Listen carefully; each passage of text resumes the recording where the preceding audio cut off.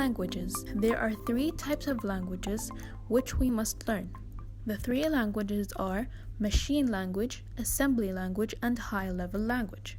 A machine language is understood directly by the computer, and it is machine dependent.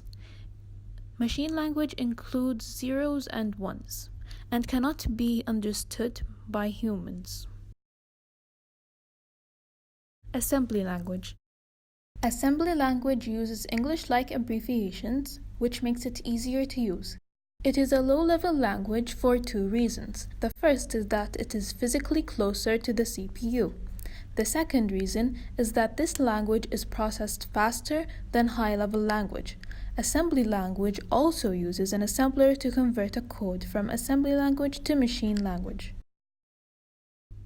A high-level language, on the other hand, is much easier to understand by programmers. It has less instructions than assembly language, and it is closer to English than coding. Examples of high-level languages include Java, C++, Python, C, and much more.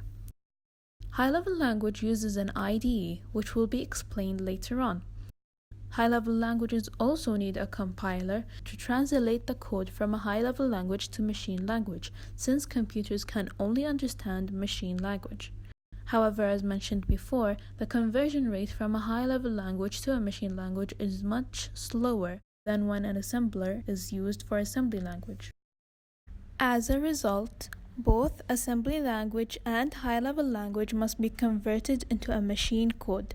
The difference between the two languages is that assembly language uses an assembler to convert its code into machine code, while a high-level language uses a compiler to convert a code into machine code. The IDE mentioned before is short for Integrated Development Environments. In coding, an IDE is what enables the text of a code to be automatically indented so that it is easier for a programmer to read. Although high-level language can be converted into machine language, a code written in a high-level language does not necessarily have to work on all platforms. And that is because each type of system has its own machine language. For example, a Mac has a different machine language than Windows system. However, in object-oriented programs, this can be avoided. Java, for example, uses a Java compiler and a JVM. JVM stands for Java Virtual Machine, and it translates Java into bytecodes instead of machine code. The reason behind this is because bytecodes are machine independent. This allows the code to be used on any platform, regardless of the machine language which the computer uses. That is all for this tutorial. I hope that you have enjoyed this video, and thank you for watching.